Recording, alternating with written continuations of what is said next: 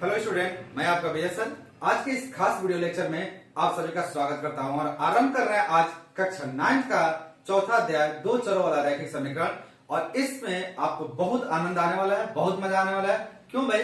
क्योंकि ऑलरेडी आप पिछले क्लासों में इसकी बहुत सारी बातें पढ़ चुके हैं। इसमें कुछ खास नया नहीं होने वाला है, लेकिन जो भी आएगा उसमें आपको आनंद आएगा, क्योंकि बहुत सिंपल सा, बहुत प्यारा, चुलबुला सा हमारा क्या है, चैप्टर है। तो चलिए आरंभ करते हैं। चैप्टर हमारा दो चरों वाला रैखिक समीकरण, लिनियर इक्वेशन इनटू वेरिएबल। तो जैसा कि नाम दिया हुआ है यहाँ पे दो चरों वाले रैखिक समीकरण, तो इसमें क्या क्या है भाई? एक तो है चर, एक क्या है? रैखिक समीकरण है। ठीक है, तो अगर आपको ये बात ध्यान हो तो आप पिछली क्लास में जैसे हम बात करें, अगर बहुपद के बारे में बात करें, जो पिछला अध्याय हमारा था, और पिछली क्लासों में भी इसके बारे में आप बहुत अच्छे जानते हैं। जैसे आप जानते हैं चर के बारे में, आप जानते होंगे अचर के बारे में, आप जानते होंगे रैखिक समीकरण के बारे में। तो इस सारी बातें आप पहले से क्या होते हैं जानते हुए आपको अच्छे से इसके बारे में क्या है, जानकारी है। तो चलिए इसी को आधार बनाते हुए और हम थोड़ा सा एक रिवीजन लेते हैं, और रिवीजन में स्टार्ट करते हैं कहां से भाई? चर से स्टार्ट करेंगे। बहुत आसान है। सबसे पहले बात हम करेंगे चर के बारे में। चर को हम क्या बोलते हैं? वेरिएबल बोलते हैं। क्या बोलते हैं इसको? वेरिएबल। अब मुद्दा है कि वेरिएबल किसे कहते हैं।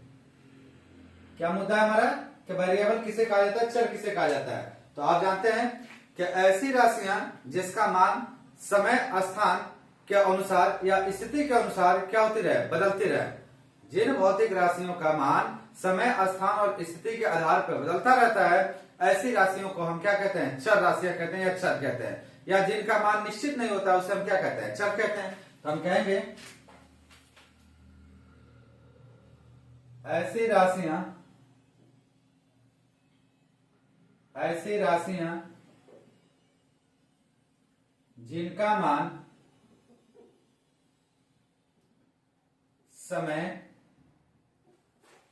स्थान व स्थिति के आधार पर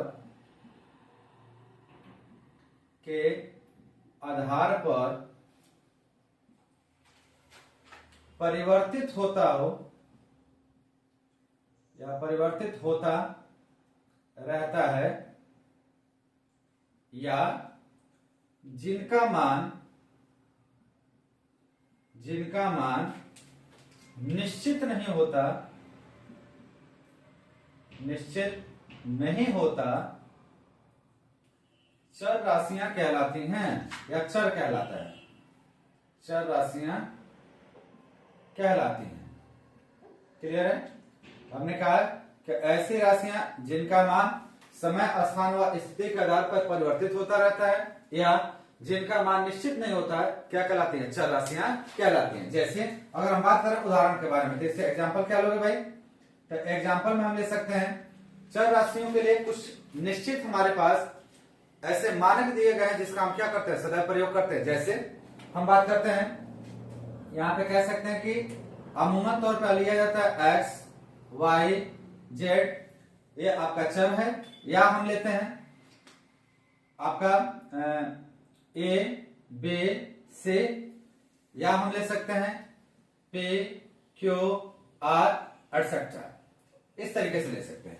और हम पहचानते कैसे हैं कि चर है कि नहीं है? तो आप पिछली क्लासों में आपने देखा होगा कि किसी प्रश्न में x का मान 1 प्राप्त होता है, तो किसी में x का मान क्या हो जाता है? 2 प्राप्त हो जाता है। किसी में x का मान -1/2 प्राप्त हो जाता है। इस प्रकार से x का मान बार बार क्या होता रहता है? बदलता रहता है। इसलिए x को हम क्या कहते हैं? चर राशियां कहते हैं। तो चर राशियों को लिखने के लिए हम अल्फाबेट का प्रयोग कर सकते हैं, ए से लेकर जेड तक के किसी भी अक्षर का प्रयोग कर सकते हैं, या हम प्रयोग कर सकते हैं क से लेकर कहां तक? अज्ञात तक। तो ये हो गई हमारी चर राशियां।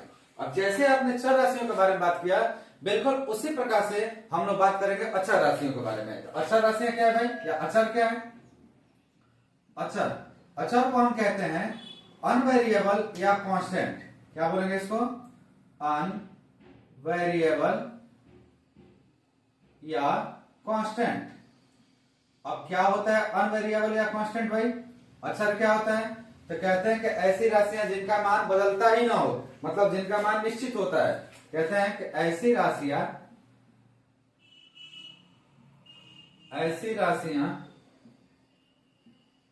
जिनका मान अपरिवर्तित हो, अपरिवर्तित हो अचर राशियां कहलाती हैं, या अचर, हाँ अचर राशियां कहलाती हैं।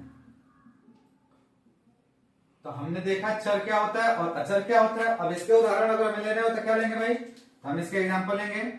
तो जितने भी प्रकार की संख्याएं सबके सब हमारी क्या है, अचर हैं। तो हम यहां लिख सकते हैं 3 भी अचर है, 2 भी अचर है, 5 भी अचर है, -1/2 भी अचर है, √3/2 भी अचर है, एटसेट्रा एटसेट्रा।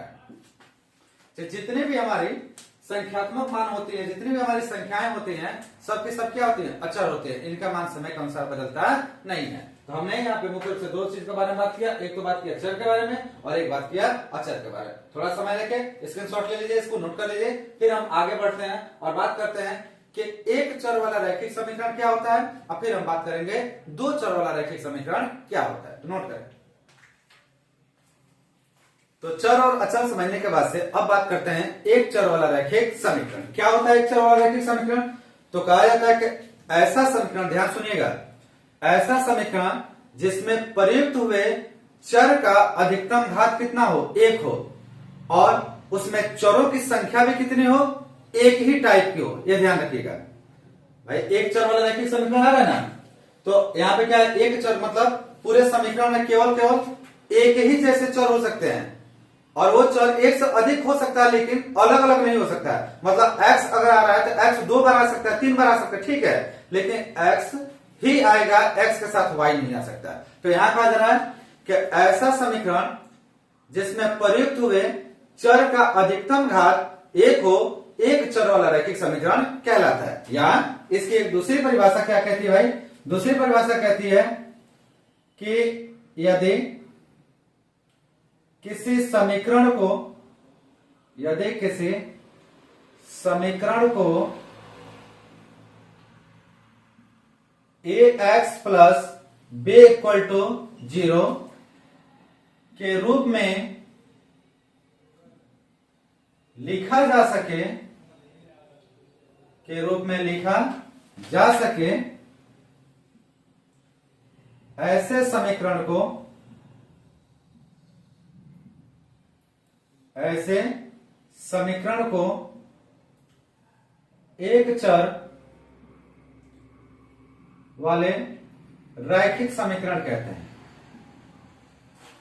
एक चर वाले रैखिक समीकरण कहते हैं। क्लियर है? तो मैंने कहा कि यदि किसी समीकरण को ax प्लस b, क्या कहा जा रहा है भाई, तो अगर आप, अर्थात अगर हम किसी समीकरण को ax plus b equal to 0 के रूप में लिख पाए, अगर आप ध्यान से देखिएगा तो यहाँ पे x का अधिकतम घात कितना है, 1 है, तो यही समीकरण हमारा क्या कहलाएगा, एक चर वाला रैखिक समीकरण कहलाएगा, जहां a नॉट इक्वल टू 0। इसका क्या मतलब है भाई, अगर a का मान 0 के बराबर होगा तो 0 का x में गुणा करेंगे तो x ही समाप्त हो जाएगा, इसका मतलब चर ही समाप्त हो जाएगा। दैट मीन्स कि यह पूरा समीकरण जो है अब वह चरों में नहीं पाया जाएगा, इसलिए ना तो एक चर का होगा ना 2 चर का होगा, तो गड़बड़ हो जाएगा। इसलिए आपका a का मान कभी भी 0 के बराबर नहीं होना चाहिए। साथ ही साथ हम क्या कहेंगे, a जो है हमारा x का गुणांक है, ये किसका गुणांक है भाई, x का, और b क्या हमारा, तो b एक प्रकार का अचर पद है। क्लियर है, समझ में आ गई बात। अब अगर हम उदाहरण लेना चाहें यहाँ पे तो क्या क्या उदाहरण ले सकते हैं भाई, इसके कुछ अगर उदाहरण देखा जाए यहाँ पे, तो हम उदाहरण के बारे में जैसे बात कर रहे हैं एक चर वाला रैखिक समीकरण हमने लिया, जैसे मान लीजिए कि एक समीकरण लिख रहा हूं 2x प्लस 3 इक्वल टू 0। अगर ध्यान से आप देखें तो देखिए इसमें प्रयुक्त हुआ चर x है और उसका अधिकतम घात कितना है, 1 है, इसलिए उदाहरण किसका होगा, एक प्रकार का एक चर वाला रैखिक समीकरण का होगा। उसी प्रकार से अगर हम बात करें 4y माइनस 9 इक्वल टू 0, या हम बात करें 3z प्लस 4 इक्वल टू 3 ले लो या 0 ले लो, 0 ले लो, ठीक है। अब इन तीनों समीकरणों को ध्यान से देखिए, अगर आप ध्यान से देखेंगे तो आपको समझ में आएगा कि ये जो हमारा समीकरण है, यह समीकरण में एक में x प्रयुक्त हुआ है, एक में y प्रयुक्त हुआ है, एक में क्या हुआ है, z प्रयुक्त हुआ है, लेकिन इसके सिवाय कोई दूसरा चर नहीं है। और प्लस इन चरों पर अधिकतम घात कितना है, एक ही है, इसलिए जो हमारे समीकरण प्राप्त हो रहा है यह क्या कहलाएगा, एक चर वाला रैखिक समीकरण कहलाएगा। लेकिन अगर यहीं पे हम ऐसे लिख दें, ध्यान से देखिएगा, 3x plus 4y equal 3x plus 4 equal to 3x, अगर ऐसे लिख दिया जाए तो क्या यह भी एक चर वाला रैखिक समीकरण होगा, तो नहीं, यह एक चर वाला रैखिक समीकरण नहीं होगा। क्यों नहीं होगा भाई, इसका पीछे कारण है। 3x को इधर लेके आओ तो देखिए क्या होगा, 3x plus 4 minus 3x equal to 0 होगा ना जी। अब यहाँ देखिए 3x से 3x क्या हो गया, कैंसिल, बचा क्या यहाँ पे, तो 4 इक्वल टू 0 ये बच रहा है। क्या इस समीकरण में कहीं भी आपको x दिखाई दे रहा है, नहीं दिखाई दे रहा है, इसलिए यह हमारा जो समीकरण है यह एक चर वाला रैखिक समीकरण नहीं होगा। और एक चर वाले रैखिक समीकरण में घात का मान कितना होता है, तो घात होता है हमारा 1, घात कितना हो जाएगा भाई, 1। अगर घात 1 है तो इसके हल कितने होंगे, तो इसके हल भी एक ही होंगे, जितने घात होते हैं उतना हमारा क्या हो जाता है, हल हो जाता है। तो ध्यान रखिएगा, क्लियर है। बहुपद से जब आपने पढ़ा होगा तो बहुपद में बड़े ढंग से आपने इसके बारे में समझा होगा कि जितने घात होते हैं उतने ही हमारे क्या पाए जाते हैं, हल पाए जाते हैं। और वही हल हमारा क्या कहलाता है, मूल कहलाता है। और हल क्या है, तो x या y या z का ऐसा मान जो दिए गए समीकरण में रखने से अगर समीकरण को क्या कर दे, संतुष्ट कर दे, तो वही x y z का मान इसे दिए गए समीकरण का क्या कहलाता है, हल कहलाता है। तो चूंकि एक समीकरण एक ही चर में होगा, तो या तो x में होगा, तो y में होगा, तो z में होगा, तो a में होगा, या b में होगा, c में होगा, ऐसे करके किसी ना किसी में होगा। तो जो चर उसमें पाया जाएगा उस चर का ऐसा निश्चित मान जिसको रखने से अगर समीकरण को क्या करे, संतुष्ट कर दे, तो जाहिर सी बात है वही मान उस दिए गए रैखिक समीकरण का क्या कहलाएगा, हल कहलाएगा। तो चलिए हल के बारे में बाद में बात करेंगे। फिलहाल हमने एक चर वाले रैखिक समीकरण के बारे में देखा और बात किया कि यदि किसी समीकरण को ax plus b equal to 0, क्या कह रहा हूं मैं, ax plus b equal to 0 के रूप में लिखा जा सके, ऐसे समीकरण को क्या कहते हैं, एक चर वाला रैखिक समीकरण कहते हैं। तो चलिए फटाफट इसे नोट करिए, इसके बाद हम बात करते हैं दो चर वाले रैखिक समीकरण के, और उसके जस्ट बाद हम इस एक्सरसाइज का जितने भी उदाहरण को आज के लेक्चर में क्या कर देंगे, कंप्लीट कर देंगे। और फिर अगला जो हमारा लेक्चर आएगा उस लेक्चर में हम इस एक्सरसाइज को ही क्या कर देंगे, कंप्लीट कर देंगे। तो चलिए साथ ही साथ में इस वीडियो का लिंक अपने सारे दोस्तों में क्या करिए, फटाफट शेयर कर दीजिए। साथ में यार अपना सपोर्ट जरूर बनाए रखिए, अपने मित्रों को भी ये बात बताते रहिए कि यहाँ पे क्लास प्रॉपर तरीके से क्या हो रही है, चल रही है। तो चलिए नोट करें।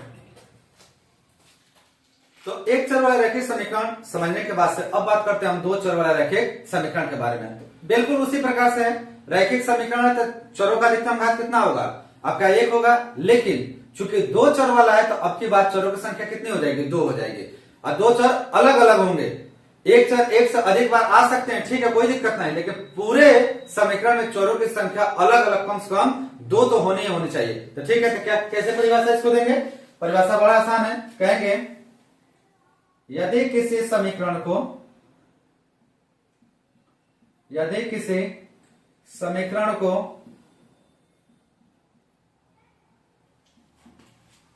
ax plus by plus c equal to 0, क्या कहा मैंने, यदि किसी समीकरण को ax plus by plus c equal to 0, जहां a नॉट इक्वल टू 0 तथा b नॉट इक्वल टू 0 है, लिखा जा सके तो ऐसे समीकरण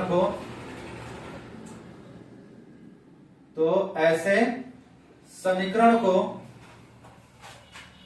दो चरों वाले रैखिक समीकरण कहते हैं। अर्थात क्या मतलब हुआ भाई इसका मतलब यह हुआ कि यदि किसी समीकरण को आप ax plus by plus c equal to 0 के रूप में अगर आप लिख पा रहे हो, तो ऐसे रैखिक समीकरण को हम क्या कहते हैं, दो चर वाला रैखिक समीकरण कहते हैं, जहां A and B both not equal to 0, जहां ए और बी दोनों में से कोई 0 नहीं होना चाहिए। साथ ही साथ ए हमारा जो है x का गुणांक है, बी क्या हमारा y का गुणांक है,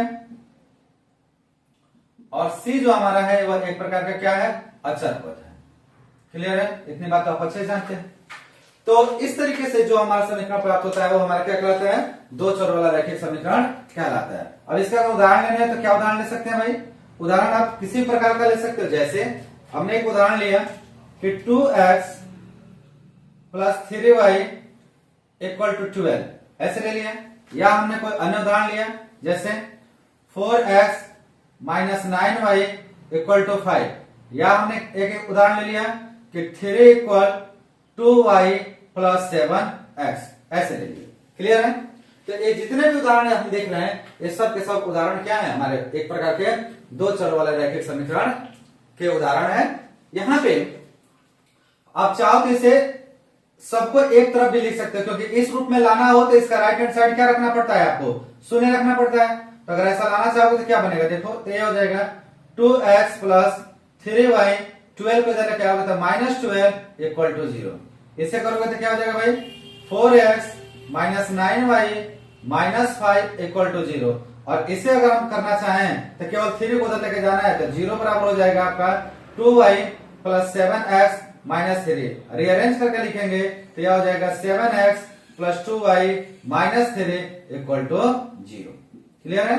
और ऐसे असंख्य हमारे पास क्या हो जाएंगे, उदाहरण प्राप्त हो जाएंगे। तो चलिए, मेरे ख्याल से आप समझ गए होंगे दो चर वाला रैखिक समीकरण में क्या होता है भाई। एक चर वाला रैखिक समीकरण जैसे ही सारी परिस्थितियां होती हैं, बस अंतर इतना ही होता है कि आपके बाद चरों की संख्या एक से क्या होती है, ज्यादा हो जाती है। और दोनों ही प्रकार के चरों पे और अधिकतम घात कितना होता है, एक ही होता है। कितना होता है भाई, एक होता है। क्या कहा गया, कैसा रैखिक समीकरण जिसे ax plus by plus c equal to 0 के रूप में लिखा जा सके, जहां a और b दोनों शून्य के बराबर ना हो, तो ऐसे रैखिक समीकरण को क्या कहते हैं, दो चर वाला रैखिक समीकरण कहा जाता है। तो मेरे ख्याल से ये बात आप समझ में आपको आ गया होगा।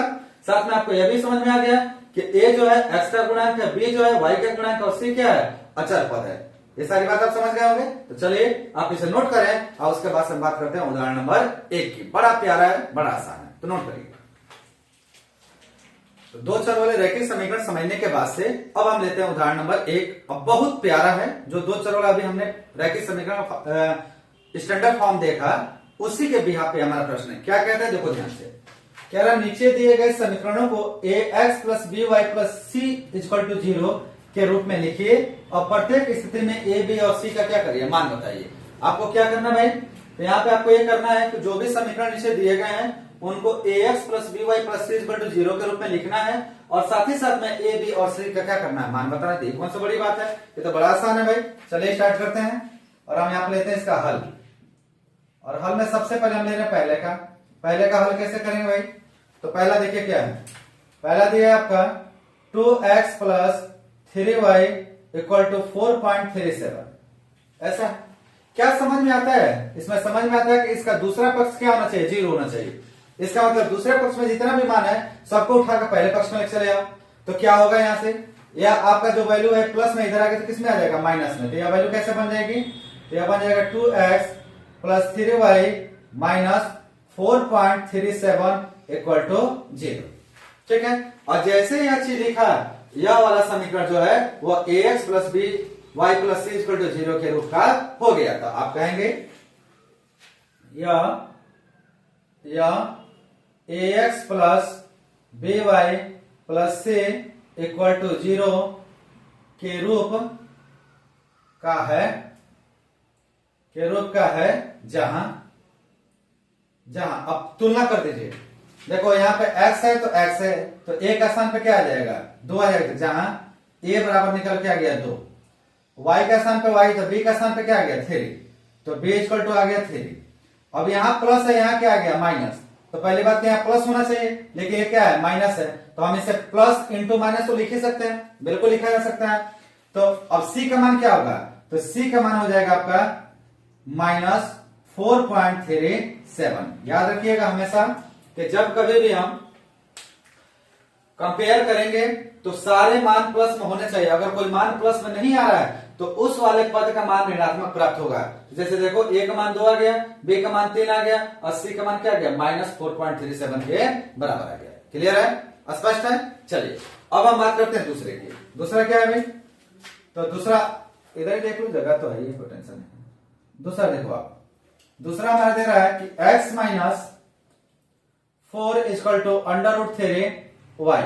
मैं √3y को इधर लेके आता हूं तो क्या बनेगा, यह बन जाएगा x माइनस 4 माइनस √3y और दूसरे पक्ष में क्या बन जाएगा 0। थोड़ा रीअरेंज करें तो क्या होगा x minus √3y minus 4 equal to 0। अब ध्यान से देखिए दूसरा पक्ष 0 हो गया, x y इधर आ गए, तो यह भी हमारा ax plus by plus c equal to 0 के रूप का है। तो हम कहेंगे यह ax plus by plus c equal to 0 के रूप का है, जहां a का मान कितना आ जाएगा भाई, तो देखो x के बराबर है, तो इसके आगे भी कुछ नहीं, इसके भी आगे कुछ नहीं, तो क्या होगा 1 होगा। जब कुछ नहीं होता है तो 1 होता है। तो a का मान आ गया 1, b का मान, b का देखो यहाँ y है तो y है, यहाँ b का मान √3, लेकिन यहाँ प्लस है तो क्या है माइनस। तो मैंने क्या कहा था कि अगर प्लस नहीं है तो अपने चिन्हों के साथ आएगा, चिन्ह क्या होगा माइनस। तो यहाँ b का मान आ गया माइनस √3 और c भी क्या आएगा हमारा, तो c की जगह पर 4 है लेकिन माइनस है, तो c की जगह पर आ गया -4। लीजिए ये हमारा दूसरा आ गया। तो हमने क्या किया भाई, पहला का हल ज्ञात कर लिया, दूसरे का हल ज्ञात कर लिया, अब बारी आती है तीसरे की। तीसरा क्या है देखो, तो तीसरा हमारा 4 equal to 5x minus 3y। मैं 4 को ही इधर भेज देता हूं, भेजूंगा तो यह हो जाएगा 0 equal to 5x minus 3y, अब 4 का भेजेंगे तो -4 होगा ना। चूंकि यह पक्ष है, एक पक्ष 0 एक पक्ष इतना है, तो हम चाहे तो पक्षों को बदल सकते हैं, इस वाले को पहले लिख लें इसको बाद में। तो क्या आएगा हमारा, तो यह आ जाएगा 5x minus 3y minus 4 equal to 0। ध्यान से देखो यह भी हमारा क्या है ax plus by plus c equal to 0 के रूप का है। तो हम लिखेंगे यह ax plus by plus c equal to 0 के रूप का है, इसलिए a x का स्थान पे x है तो a का स्थान पे क्या है 5, तो a इक्वल टू आ गया 5। b y का स्थान पे y है लेकिन b का स्थान पे क्या है 3, लेकिन यहाँ प्लस यहाँ क्या है माइनस, तो -3, तो हो गया -3 और c का मान कितना आ जाएगा -4। तो इस तरीके से हम क्या कर सकते हैं, पहला दूसरा और तीसरा निकाल दिए। अब बारी आती है चौथे की, तो आइए यहां पे मैं चौथा करा देता हूं।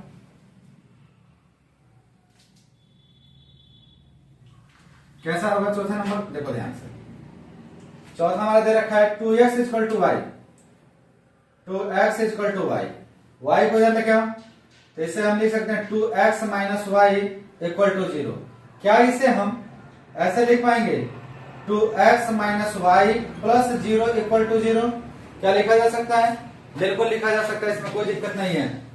अगर किसी भी संख्यात्मक मान में अगर हम शून्य जोड़े तो उसके मान में कोई भी अंतर नहीं आता, तो आप लिख सकते हैं 2x minus y plus 0 equal to 0।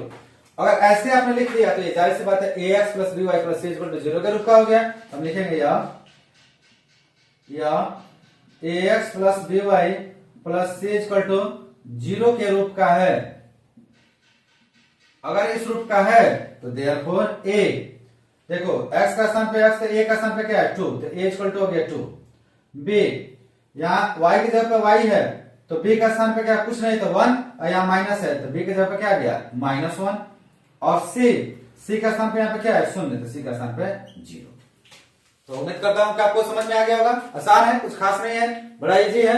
तो इस तरीके से हमने पहला दूसरा तीसरा और इसका चौथा कंप्लीट कर लिया। कुछ नहीं करना था, आपको इसको ax plus by plus c equal to 0 के रूप में बनाना था, अपनी तुलना करके a b और c का मान क्या करना था, निकालना था। तो आसान है, तो चलिए इसे नोट करें। कैसा लग रहा वीडियो जरूर बताएं, साथ में लाइक दबा के आप या अपनी प्रेजेंटिंग की अपनी उपस्थिति को जरूर दर्शा दीजिए। तो चलिए काम करें, इसे नोट करें और फिर करते हैं उदाहरण नंबर 2।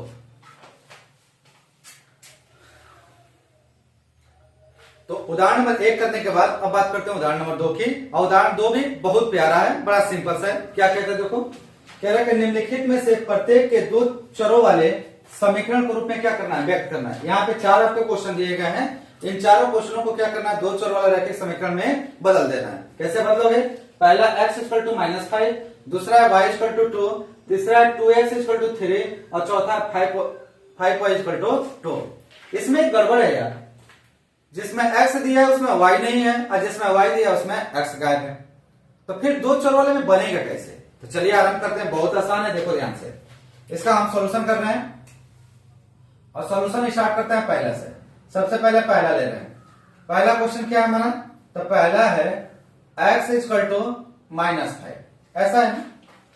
अब जो पद नहीं है उस पद को हम लाना चाहते हैं, तो अगर हम किसी पद को लेके आएंगे, जैसे x में y नहीं है तो y को लाना चाहेंगे, तब तो समीकरण का मान ही बदल जाएगा। तो फिर कैसे ला सकते थे? ध्यान से देखो, क्या हम इसे ऐसे लिख सकते हैं x plus 0 into y equal to -5? क्या ऐसे लिख सकते हैं? बिल्कुल लिख सकते हैं सर, इसमें कोई समस्या नहीं। कारण क्या है भाई कि अगर 0 को y में मल्टीप्लाई करो तो पूरा मान ही क्या हो जाएगा? 0 हो जाएगा। तो फिर वो 0 x में जुड़ेगा तो मान में कोई भी परिवर्तन नहीं आएगा। तो इस तरीके से आप कर सकते हैं, इसमें कोई दिक्कत नहीं है। अब -5 को इधर लेके आओ तो यह हमारा हो जाएगा x plus 0 into y plus 5 equal to 0। ध्यान से देखो यह किस रूप का हो गया? तो यह हमारा हो गया ax plus by plus c equal to 0 का। तो आप लिखेंगे यह ax plus by plus c equal to 0 के रूप का है,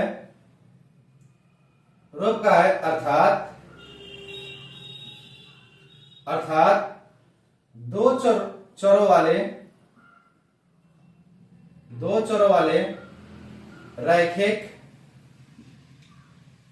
समीकरण के रूप का है, समीकरण के रूप का है। बड़ी सौभाग्य से बात है, ठीक है। तो उम्मीद करता हूं समझ में आ गया होगा। जो पद नहीं होगा उसको 0 से मल्टीप्लाई करके ऐड कर देंगे, बस इतना ही करना होगा और आसानी से आ जाएगा। तो ये हो गया आपका पहला। अब हम बात करते हैं दूसरे की। दूसरा क्या कहता है भाई? दूसरा देखिए y इक्वल टू 2 दिया है, तो y इक्वल टू 2। हम क्या करें? x लाना है, तो x को क्या कैसे लाएंगे? तो लिखेंगे 0 into x plus y equal to 0 का मल्टीप्लाई करोगे x में 0 हो जाएगा, y में जोड़ोगे मान में कोई अंतर नहीं आएगा। तो लीजिए 0 into x plus y equal to 2 को भी इधर ट्रांसफर कर दो, तो यह हो जाएगा 0 into x plus y minus 2 equal to 0। अब ध्यान से देखो यह ax plus by plus c equal to 0 के रूप का हो गया। और यदि इस रूप का है तो जाहिर सी बात है दो चरों रैखिक समीकरण के भी रूप का है। तो हम लिखेंगे यह ax plus by plus c equal to 0 के रूप का है,